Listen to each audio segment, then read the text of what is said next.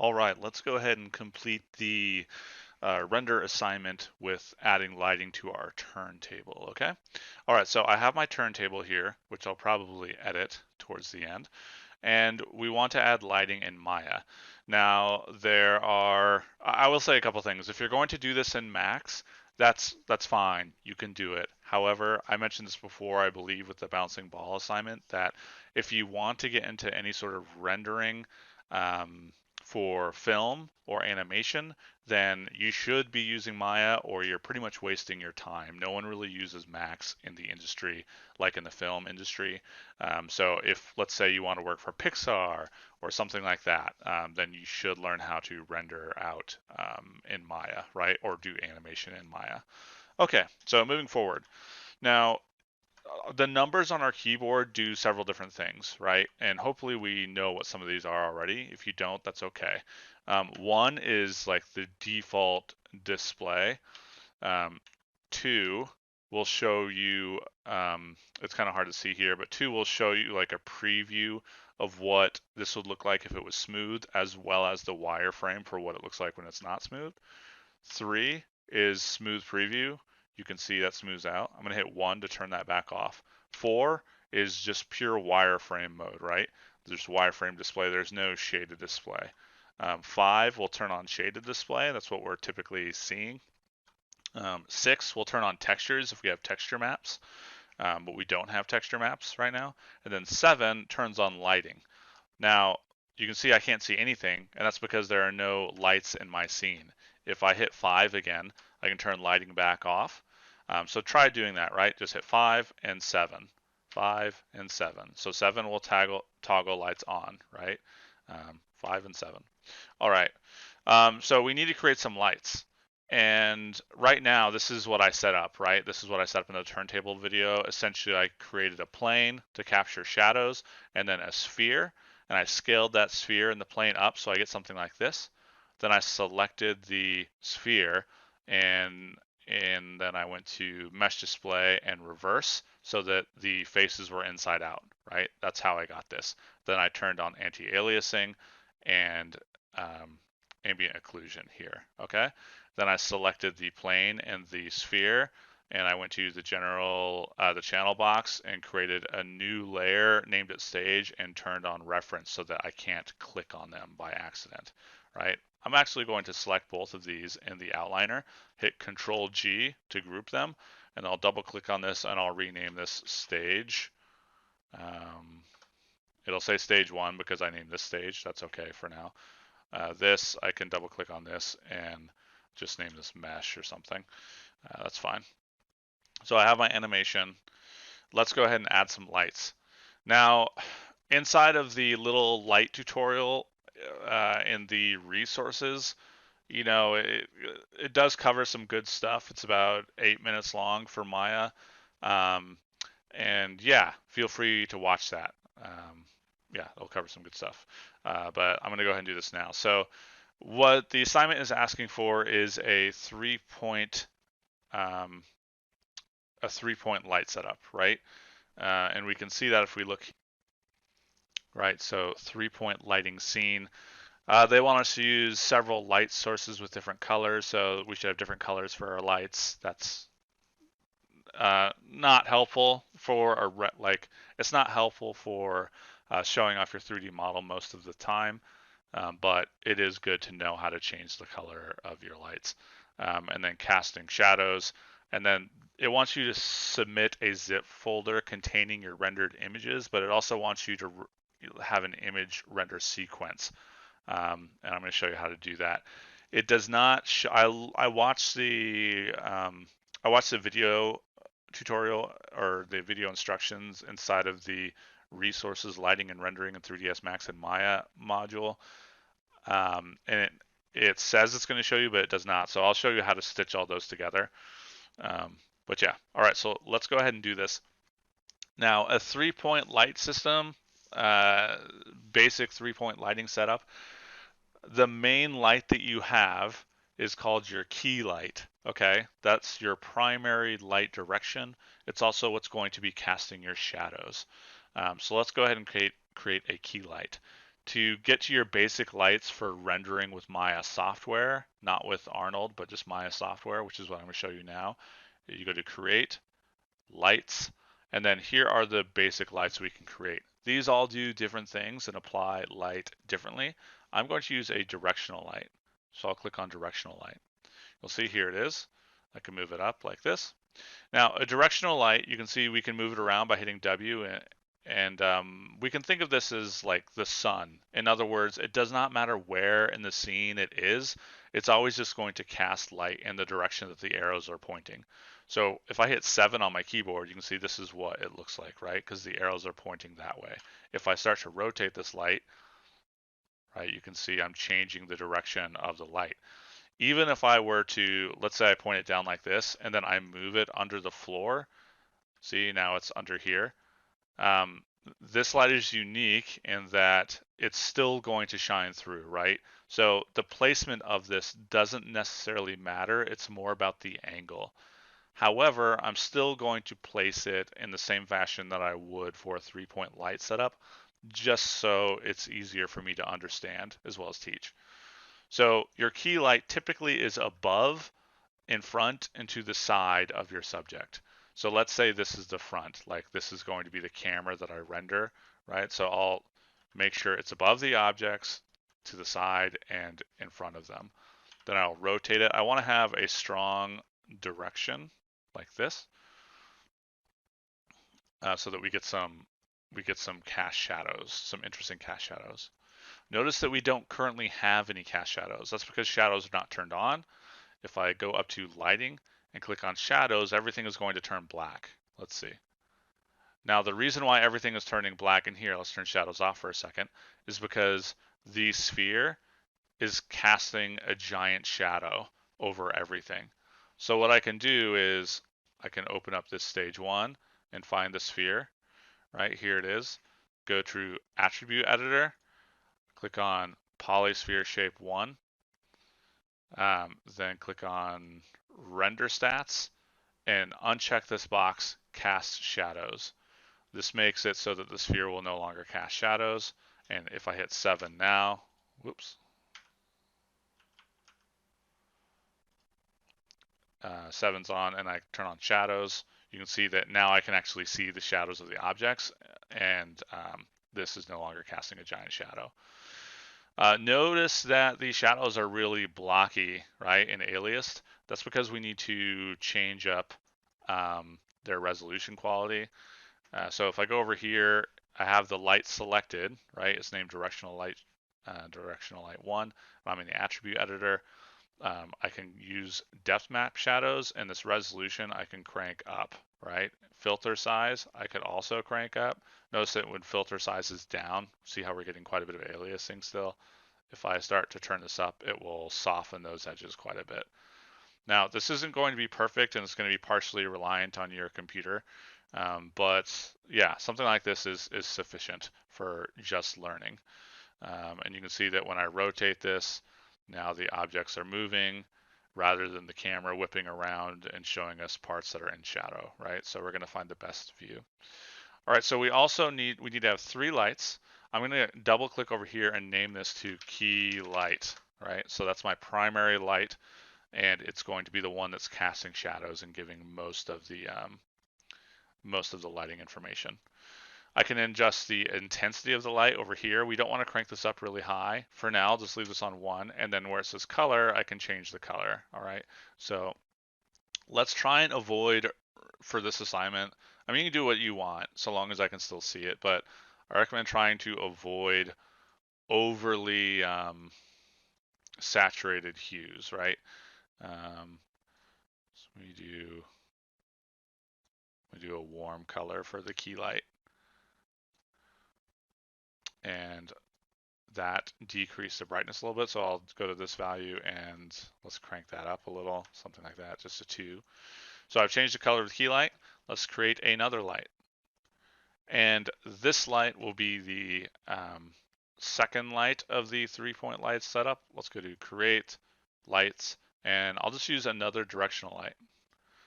Here it is. And the next light is, or your secondary light is called a fill. So instead of a key light, it's a fill. And the purpose of the fill is to soften the shadows to make them less harsh. Also to make it so that we can see like the entirety of the subject, um, and to just make it more dynamic. We don't want the fill casting shadows, okay? And it needs to be not as bright as the key light, right? So it should be much softer. So first thing I'm going to do is I'm going to reduce the intensity of the fill light. So you can see if it's at 0, this is what it looks like. Remember, our goal is to soften these shadows and to make it so we can see the entire object. So I'll just start turning this up a little bit. So 0.8, let's see, let's try 0.75. I like that. So 0.75 is good. And we want to turn these shadows off. So I'll scroll down, and where it says use ray trace shadows, I'm going to uncheck that. Now those shadows are turned off. And let's go ahead and name this appropriately. So this is the fill light. All right. Okay, so the final light, which can be quite tricky to nail correctly, is the backlight or the rim light. You could name it either. And for those, let's go ahead and create, we could do a spotlight for this, or an area light, or even a point light might work, but let's just stick with directional light. So this is going to go behind the subject. Let's aim it.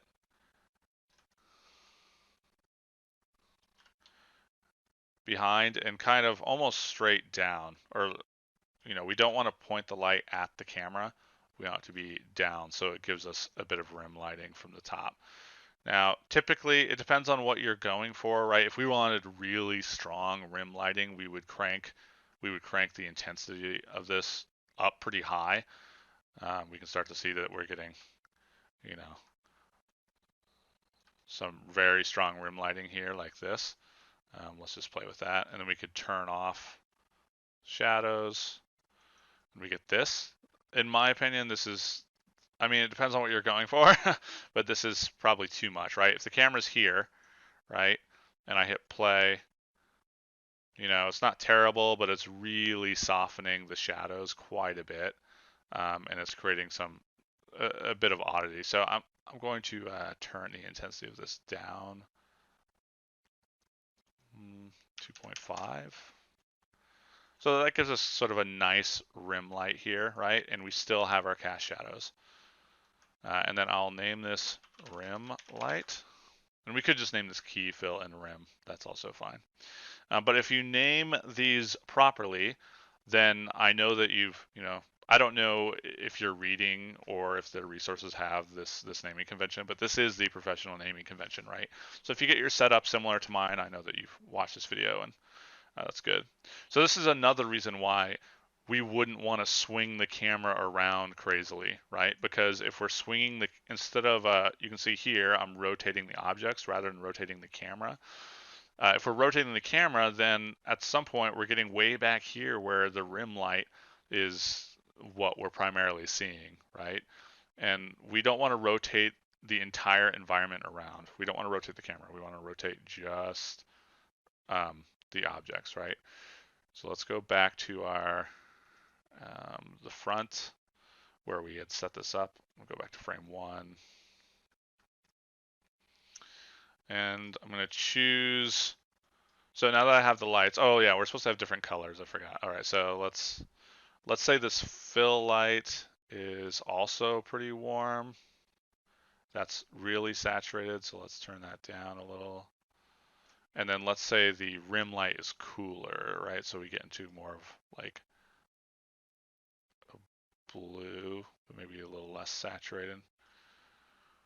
So that way our shadows will be nice and cool.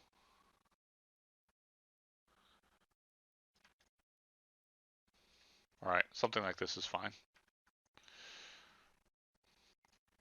Okay, so now we have this. We want to make sure that when we render this, we don't see these arrows, right, that represent the light. There are a bunch of ways we can do this, but we can come down to, if we select the light and we scroll down near the bottom, we want to check this hide on playback, right? So I'll go to each one and click hide on playback. Now if I were to hit play, see how they disappear? That's what we want. Then when I stop, they show up again. All right, let's get our composition the way we want it. Again, I want to be careful of this horizon line, that it's not like cutting across the tip of this. I'll hit play. Good. Now, I said before that this 5 seconds is moving too quickly. And so let's double it. So instead of 120, let's change this to 240. That will give us 10 seconds. Let's select this group. I can see this key. Now I could just re-key this over here and delete this key. I'm going to hold shift and click on frame 120.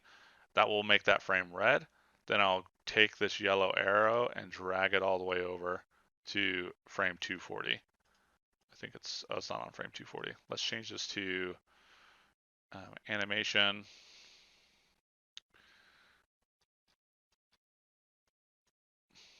I'm going to grab this and pull it down like this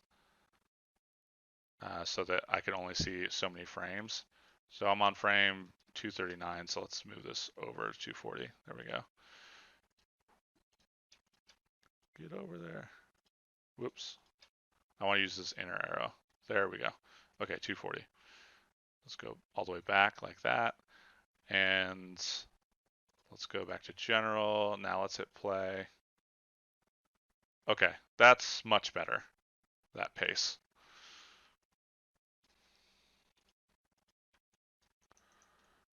So make sure I'm on the right angle. Let's go to frame 1.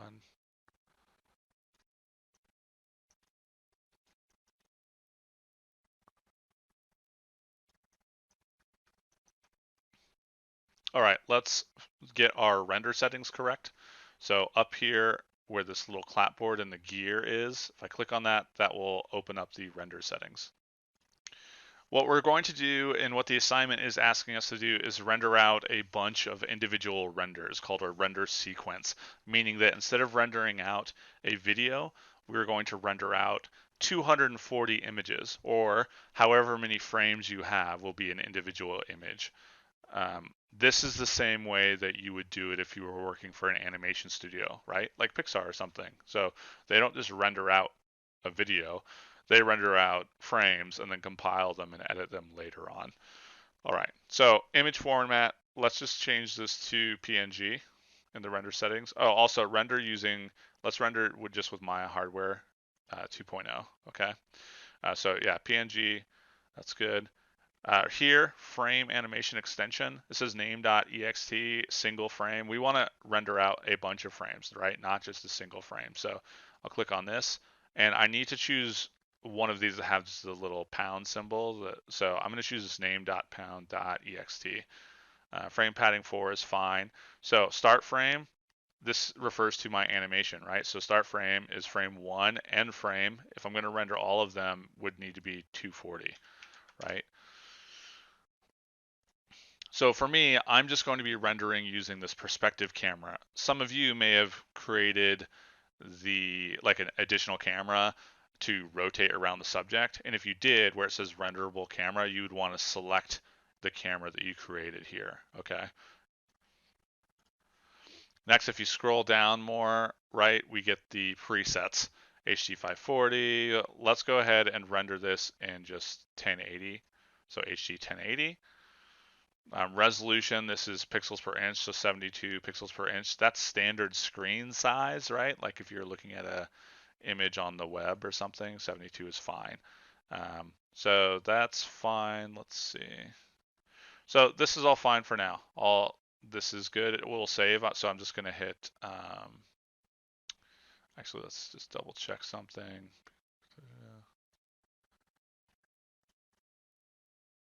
Okay, this is good. So I'll hit close. And I need to change this to rendering. Then I'll go up to render. Sorry, then I'll go up to render and click on batch render.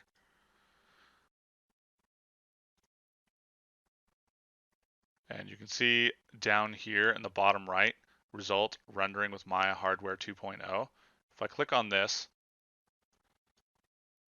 this is the script editor. This shows you essentially everything that's happening inside of Maya. But this is going to show you your status, right? So it says percentage of rendering done, 100%. And you can see that as it's going, it's these numbers over here, those are the frames. So you can see I'm up to frame 50, frame 60, right? And it's going to save this unless you set your project elsewhere. It's going to save it in the default project in the images folder, which I'll show you where that is if you don't know. So we're at 120. This is almost done.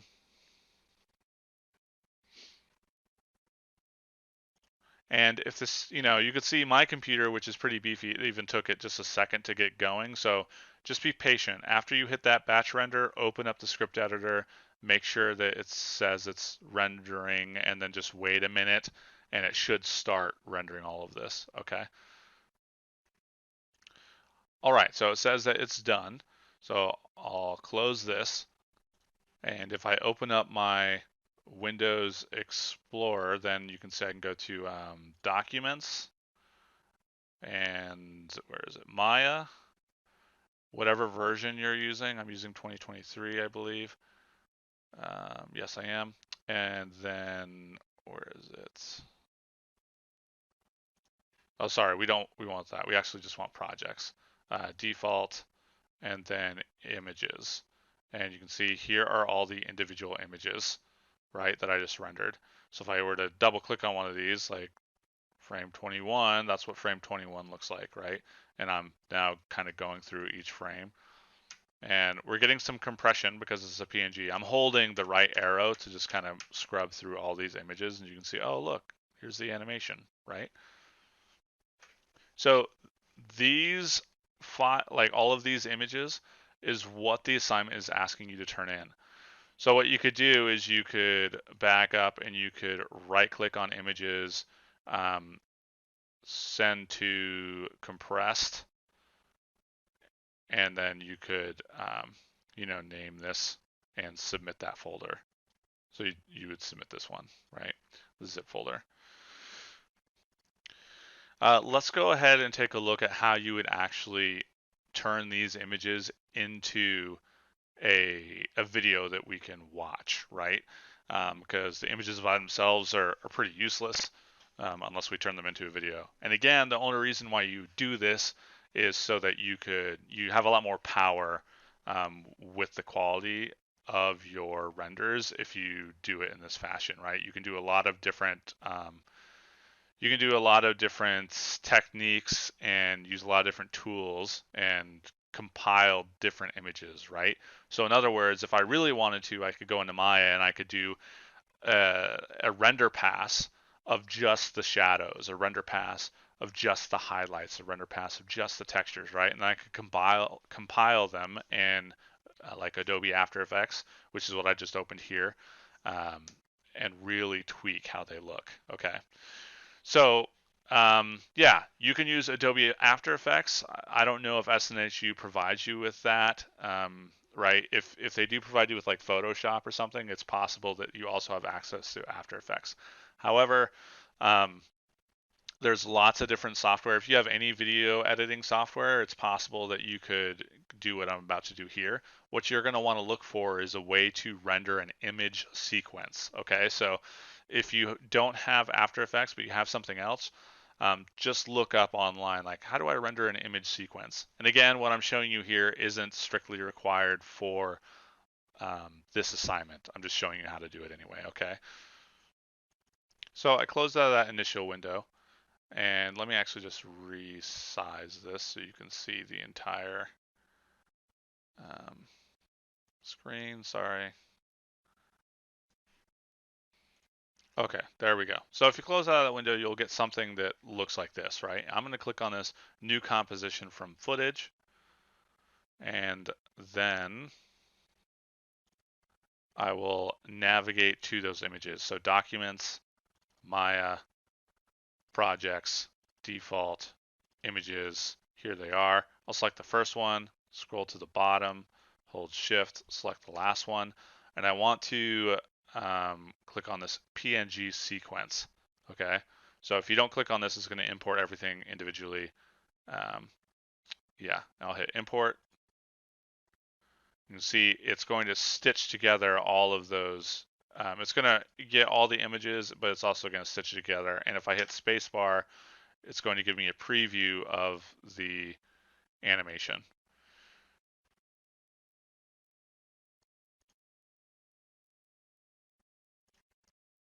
And right now it looks like if I hit spacebar, then you can see it looks like this is clipping off the bottom of the frame, but it's just because I'm not, it's not. I need to zoom out a little bit, like this. I can hit spacebar again, right? So I like to let this play through all the way just to get any sort of buffering out of the way, like this. So once you're at this point, we can go to composition, add to render queue, and then you can see render queue shows up right here now, and I'm in the render queue. Output to, right? We can change this. It's set to AVI right now. That's okay. Output mode, lossless, best settings. This is all fine. Where it says turn.avi, we want to click on this and just choose where it's going to save so we know where it is, right? So I could name this like the assignment name, right? Which I think is at 6.1, or I'll just name it lighting practice. Whoops. And hit save. And then once you've done that, let's just check our render settings. I'll click on best settings. Read only. Okay. Output format. That's fine. Okay. Once we have this done, we can click on render, and it's going to render through.